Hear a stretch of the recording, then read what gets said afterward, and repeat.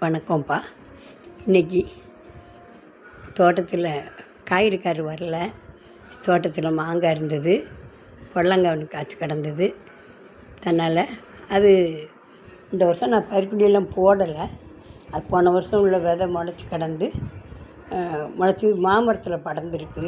எனக்கு ஒரு 3 காய் பறித்தேன், இன்றைக்கி ஒரு 2 காய் கிடக்கு. 2 பேருக்கான சமையலுங்கிறதுனால இன்றைக்கி பொடலங்காய் கூட்டுக்கறி வச்சு மாங்காய் பச்சடி வைக்கலான்ட்டு இருக்கேன். மாங்காய் பச்சடி ஏற்கனவே அப்லோட் பண்ணிட்டேன், வேணும்னா நீங்கள் பார்க்கலாம்.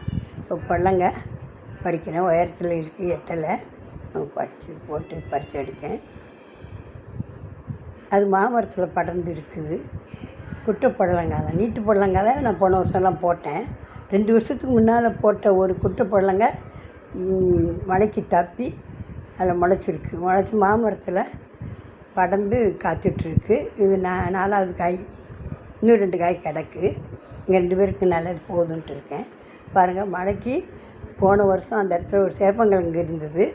அது மழைக்கு நல்லா தன்னால் முளைச்சி நிற்கிது. இது பொங்கலுக்கு ஓரளவு அறுவடையாகும், நல்லாயிருக்கும். இதுக்கு இந்த கூட்டுக்கறிக்கு 100 பாசிப்பருப்பு நானே போட்டிருக்கேன். நானே போட்டு வந்து அது கொஞ்சம் ராஸ்மல் குறையும். இப்போ அதை நல்லா தண்ணி ஊற்றி வேக வச்சுட்டேன்.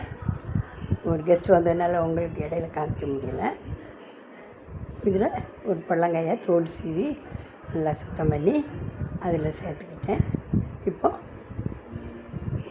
தக்காளி, 2 பச்சை மிளகாய், வெங்காயம்லாம் சேர்த்துட்டு ஒரு பூண்டு, ஒரு ஸ்பூன் சீரகத்தை 1-2 நச்சு நம்ம அதோட சேர்த்துக்குவோம்.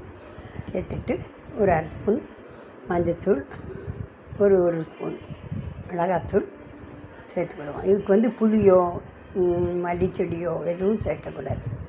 புளி மல்லிச்செடியெல்லாம் சேர்த்தா சாம்பார் டேஸ்ட் வந்துடும்.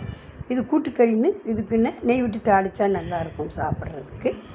இது மாதிரி நல்லா வெந்து வந்த உடனே இன்னைக்கு கொஞ்சம் பச்சை கருவேப்பிலை கூட சேர்க்கலாம். பச்சை கருவேப்பிலை ஒரு சாம்பார் கொதிக்கும் போதோ ஒரு காய் கொஞ்சம் பச்சை கருவேப்பிலை சேர்த்தா டேஸ்ட் நல்லாயிருக்கும். நான் அதை எடுக்க மறந்துருக்கேன். இப்போது கூட்டுக்கறி தாளிக்கனா கட்டாயம் சின்ன வெங்காயம் தாளிசத்தில் சேர்த்துக்கோங்க.